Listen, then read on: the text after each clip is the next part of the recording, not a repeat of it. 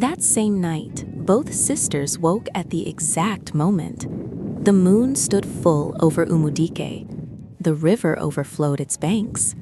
And somewhere between land and spirit, the broken rope began to pull again. Efonanya woke with a sharp gasp, her fingers digging into her sleeping mat as if she were falling. Her chest rose and fell too fast. The room was cold, unnaturally cold.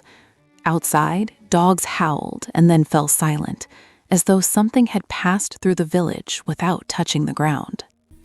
I'm awake. Why do I feel like someone else is too? She sat up slowly. Her wrist burned. Not pain exactly, more like memory awakening in flesh. At the same moment, miles away, Chiamaka bolted upright from her mat, sweat soaking her wrapper. She had been dreaming of water, not drowning, but crossing. Her wrist glowed faintly, a thin golden line appearing and disappearing like breath. You again. I said leave me alone. But the rope did not loosen. It tightened. By morning, Umudike was restless. The river had spilled over its banks, swallowing footpaths and farms. Fish lay flapping in the mud. The water smelled old, like it had been disturbed from deep sleep. Elders gathered, murmuring. This river has not crossed its line since the year of the twin curse. Nkiru's hands shook where she stood. Ifunanya felt it again, that pulling, stronger now, tugging her toward the river's bend where the forest thickened. She turned to her mother. Mama, where did they take her? Beyond the river, toward Ajani. That evening, as thunder rolled without rain, Nosy finally spoke the truth she had buried for years. The elder said one of you carried calm, the other carried fire. They said fire would burn the village. So you gave her away? They said before sunrise, or both of you would be lost. Did she cry? She screamed like the world had betrayed her. It did. In Ajani, Chiamaka stood at the edge of the forest with a small bundle tied at her back. She had not said goodbye. She didn't believe in it. The old blind herbalist who had once spoken of the other half stepped into her path. You are going where you were never meant to return alive. I've been alone my whole life. No, you were divided. If you meet her by anger, one of you will fall. If you meet her by truth, the village will. Then let it fall.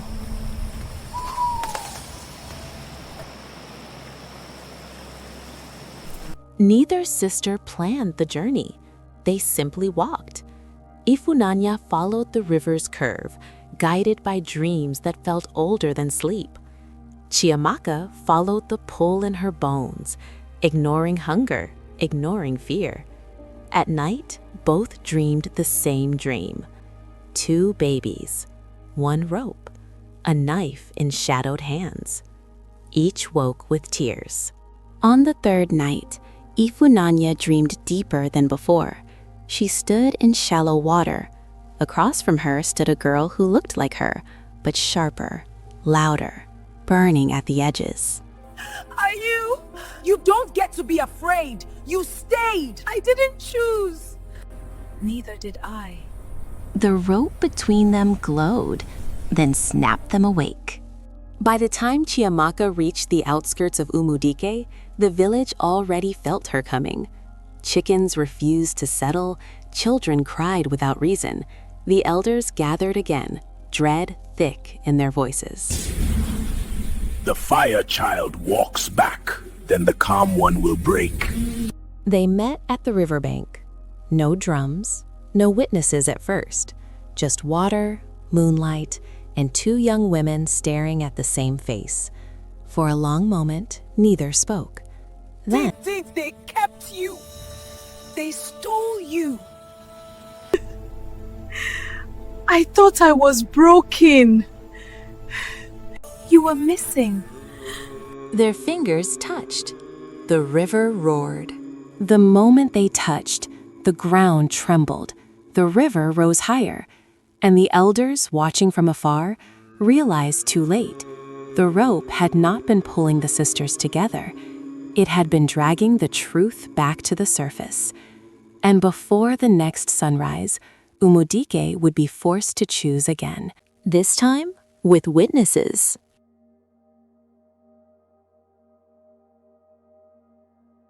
The earth did not settle after the twins touched. It groaned.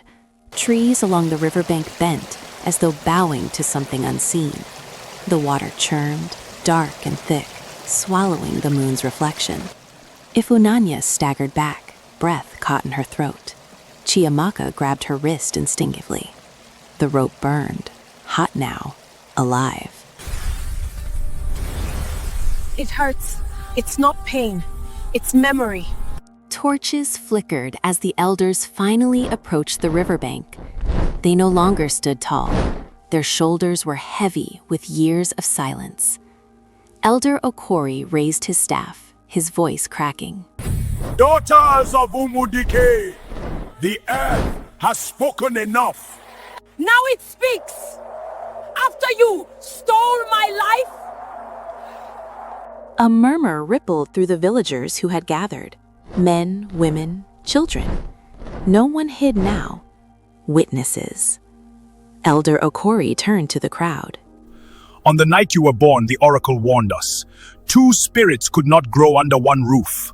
So you tore us apart instead. Did it save the village?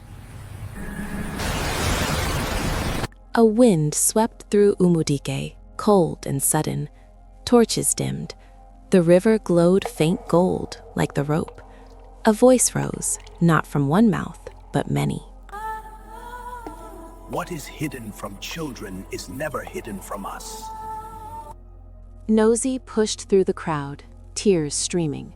She knelt before the twins. I begged them to let you both live. And when they didn't, I stayed silent. Silence is also a choice. The seer stepped forward, guided by no one. Her milky eyes shone. The rope was cut by fear. Now it demands balance. One truth must be spoken. One debt must be Paid how? By choice. The sisters faced each other. No anger now, only understanding. If they choose again, they'll choose wrong. Then we choose first. We will not be separated again. And we will not carry your guilt in silence.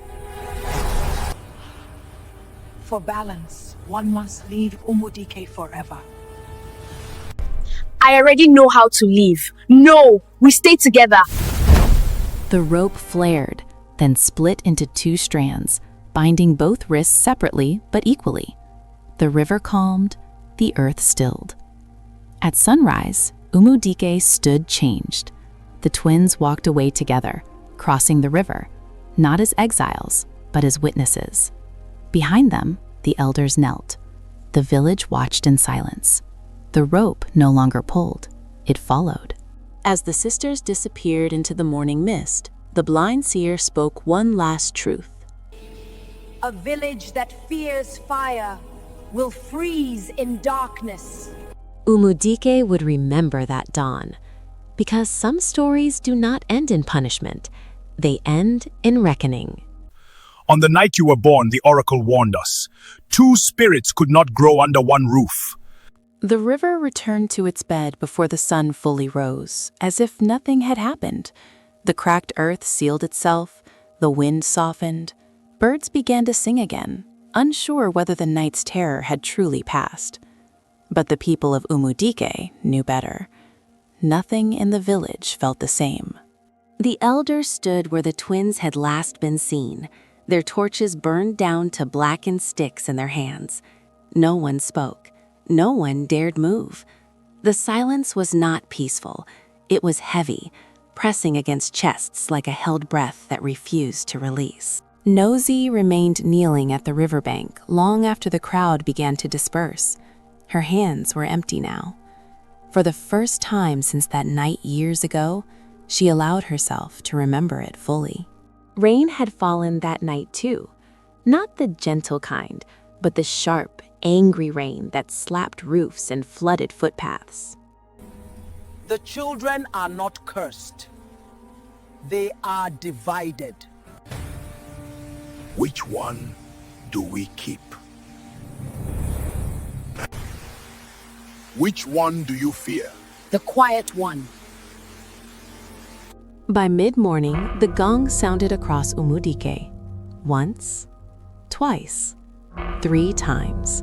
A call not for celebration, but for truth.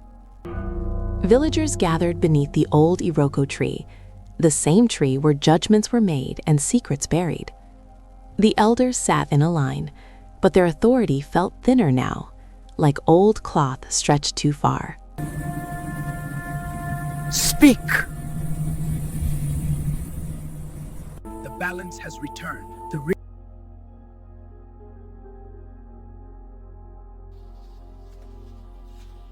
I will speak.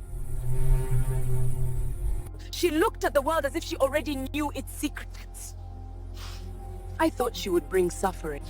So when the elders said one child must leave, I did not fight. I told myself I was saving the village. But I was only saving my fear. I let my daughter be taken. Fear does not protect people. It poisons them slowly. What must we do? You cannot undo what was done, but you can decide what kind of people you will be after the truth. From this day forward, Umudike will never again banish what it does not understand. Or the river will remember. Far from the village, the sisters walked side by side. The golden warmth that once pulled at their wrists was gone, but something deeper remained. Steady, quiet, unbreakable. Chiamaka broke the silence first. They were afraid of us, and fear made them small. Do you hate them? No, but I will never belong to them. They continued walking as the sun climbed higher, lighting a path neither of them had ever seen, but both somehow recognized. Years later, mothers in Umudike would warn their children, do not fear the different child. Fear the lie that tells you to hide them. And when the river swelled during the rainy season, the elders would remember the twins who walked away with the truth and left a village to live with it. Because some stories do not end with forgiveness, they end with change. Long after the twins were gone, Umudike learned a quiet lesson, that truth does not always come to destroy. Sometimes it comes to expose what must be healed. The village discovered that fear, when obeyed, becomes a prison, and silence, when protected, becomes a curse cast from one generation to the next. The sisters did not return to punish. They left so the people could finally see. Because fire is not the enemy of a village, fear of fire is, and any community that chooses comfort over truth will one day be forced to face both. The river did not rise this time. It whispered. Far from Umudike, beneath a sky dusted with harmattan, Ifunanya woke with a sharp intake of breath.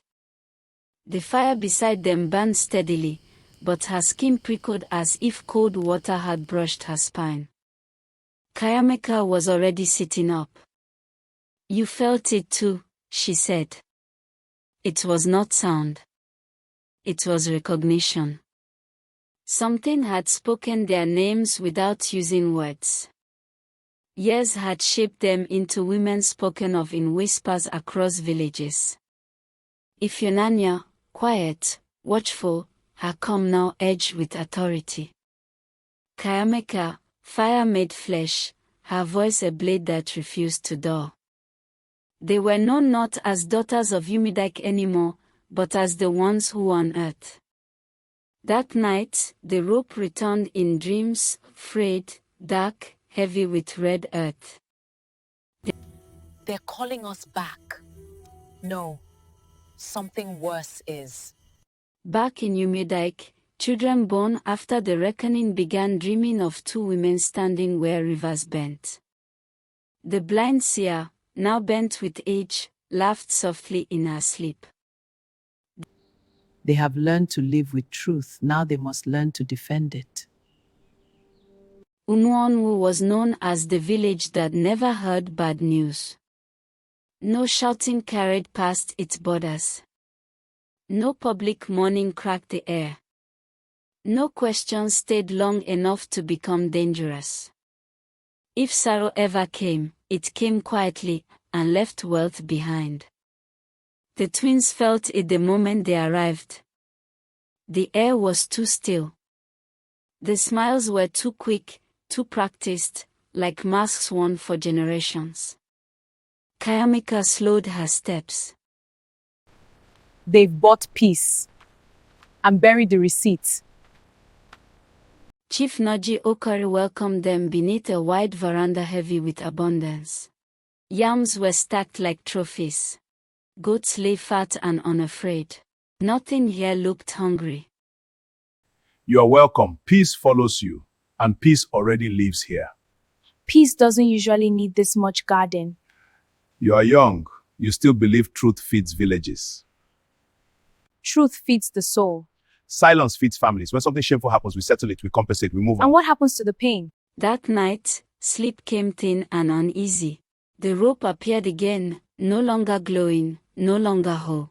It circled the village square, cracked and fraying, tightening whenever lies were whispered behind closed doors, loosening when someone cried alone in the dark. At dawn, bare footsteps approached the twins' shelter. A young girl stood there. Her mouth opened. Nothing came out. What is your name? An old woman stepped forward, shaking. She screamed once, the woman whispered. When it happened, Kayamika's fist clenched. And the village paid, the woman said. Her family received land. Goats. Money. We told her to forget. Ifyunanya swallowed. And her voice? The old woman looked away. It was part of the agreement. The girl's tears fell soundlessly. Kayamika stepped closer, voice shaking with restrained fury. You didn't silence her, she said. You taught her the word would not save her. The rope tightened violently. You will destroy us! We chose survival! No, you chose comfort and called it peace. Truth would have torn this village apart. No, silence already did. You owe this village nothing. You owe yourself your voice. The scream split Umuonwu open. The well collapsed inward.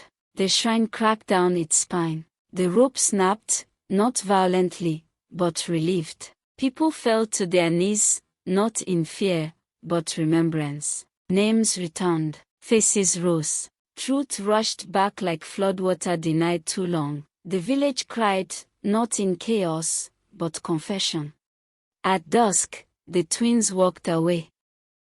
Behind them, Umuonwu mourned openly for the first time in its history. Kayamika did not look back. Ifyunanya did. Truth does not ask permission, she whispered to the wind. It only asks who will stand. Far ahead, unseen by others, the rope began to reform. Not to bind, not to pull, but to wait. Stories spread faster now, not just of healing, but of disruption. Men in authority began to follow the twins. Chiefs, priests, traders who profited from quiet lies. They leave ruin behind them. No, they leave truth. The first attempt came at night. Fire surrounded the twins' camp, but did not burn them. Kayamika stood in the flames, unflinching. You cannot hunt what is already awake. The men fled, carrying fear instead of fire. But the pursuit had begun. At Akuodo, the river stopped flowing. Fish floated lifeless. Crops dried overnight. The elders begged the twins to leave. Our ancestors are angry. But the river spoke through Ifyunanya's dreams. Anger. It was exhaustion. The village had poisoned its own waters to hide wrongdoing upstream. When the truth surfaced, the river flowed again, but Akuodo split apart. Some chose repair, others chose denial. The twins left knowing not all villages could be saved whole. Children began imitating the twins in play. Songs were sung. And with fame came danger. A bounty was placed, quietly, not for their lives, for their silence. An emissary offered wealth beyond imagining. Rest, he said. Let others carry truth. If truth could rest, it wouldn't need us. The rope tightened, not pulling them together but anchoring them forward. The twins returned to Umudike one last time, not as children, not as warnings, but as witnesses. The people gathered, not in fear, but readiness. No miracles followed. No punishment fell. Only understanding. The blind seer smiled for the last time. Fire does not destroy a village. Fear of fire does. At dawn, the twins left together, no rope, no prophecy. Just two women walking freely. And behind them, villages began telling stories differently. Truth hidden becomes poison. Truth spoken becomes fire. But truth defended becomes light. Subscribe, like and share if you enjoyed this story.